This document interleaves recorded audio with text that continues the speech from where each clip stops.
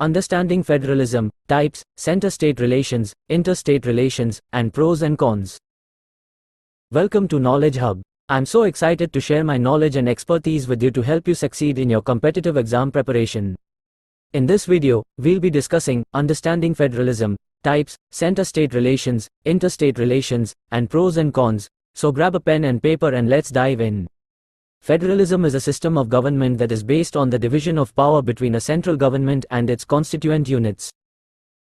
The constituent units, often referred to as states or provinces, have a certain level of autonomy in their governance, while the central government retains ultimate authority over the entire country. Federalism is often seen as a way to balance the need for a strong central government with the desire for regional autonomy. Types of federalism. There are two main types of federalism: dual federalism and cooperative federalism. In dual federalism, the central government and the states have distinct and separate areas of authority, and there is little overlap between them. This type of federalism was prevalent in the United States during the early years of the nation's history. Cooperative federalism, on the other hand, is characterized by the sharing of powers and responsibilities between the central government and the states. This type of federalism has become more common in modern times and is used in countries like Canada, India, and Australia. Center-state relations. Center-state relations refer to the relationship between the central government and the states within a federal system. In India, the constitution provides for a distribution of powers between the central government and the states, with the central government having authority over certain areas such as foreign affairs and defense, and the states having authority over other areas like education and health. Interstate relations. Interstate relations refer to the relationship between different states within a federal system. These relationships can take many forms, including cooperation, competition, and conflict. In some federal systems, there are institutions and mechanisms in place to facilitate cooperation between the states. For example, in India, there is a Council of States, also known as the Rajya Sabha, that provides a forum for representatives from the various states to discuss and debate issues of national importance. Challenges of federalism. While federalism can provide a number of benefits, including increased accountability and representation at the local level, it can also present challenges. One challenge is the potential for conflicts between the central government and the states over issues of jurisdiction and authority. Additionally, some regions within a federal system may feel marginalized or underrepresented, which can lead to tensions and conflicts. Conclusion. Federalism is a complex system of government that requires careful balancing of power between the central government and its constituent units. By providing a degree of local autonomy while retaining overall control, federalism can help to balance the needs of a diverse population. However, it also requires a willingness to cooperate and compromise on the part of both the central government and the states, as well as a commitment to ensuring that all regions and groups within the system are adequately represented and supported. Merits of this system. Federalism has several merits that make it a popular system of governance in many countries around the world. 1. Decentralization of power. One of the key merits of federalism is the decentralization of power, which allows for decision-making to take place at the local level. This can help to ensure that the needs and concerns of citizens in different regions of a country are taken into account in policy making. 2. Flexibility and adaptability. Federalism can be flexible and adaptable to the needs and preferences of different regions within a country.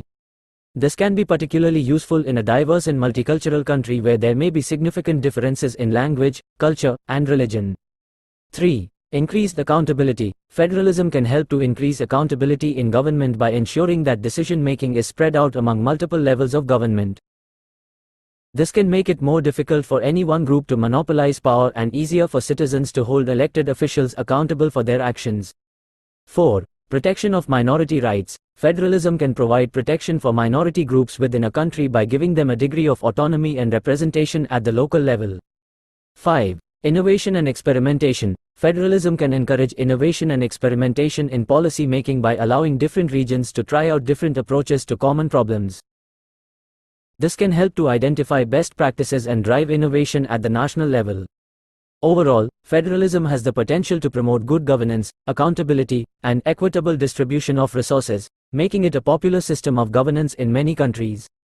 Demerits of this system. While federalism has several advantages, it also has some disadvantages that can impact its effectiveness as a system of governance. Here are some of the key disadvantages of federalism.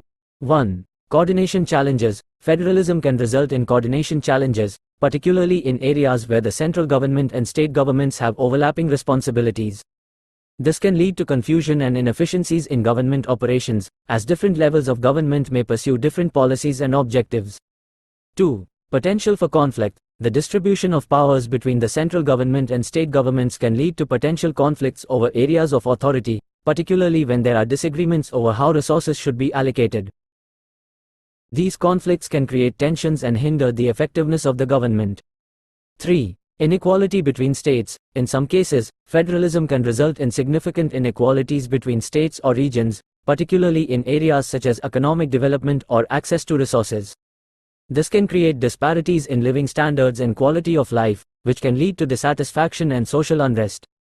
4. Cost. Federalism can be expensive to administer, as it requires multiple levels of government and a complex bureaucracy to manage. This can result in higher taxes and increased public debt, which can impact the economy and government's ability to provide essential services. 5. Slow decision-making. Due to the need for coordination and consensus building between multiple levels of government, decision-making in a federal system can be slower and more cumbersome than in a centralized system. This can lead to delays in the implementation of policies and programs. In summary, federalism has some disadvantages, including coordination challenges, potential for conflict, inequality between states, cost, and slow decision-making. However, these issues can often be managed through effective coordination and cooperation between different levels of government, and the benefits of federalism can still make it an attractive option for many countries. Thanks for tuning into today's video on Understanding Federalism, Types, Center-State Relations, Interstate Relations, and Pros and Cons. I hope you found it informative and helpful in your exam preparation.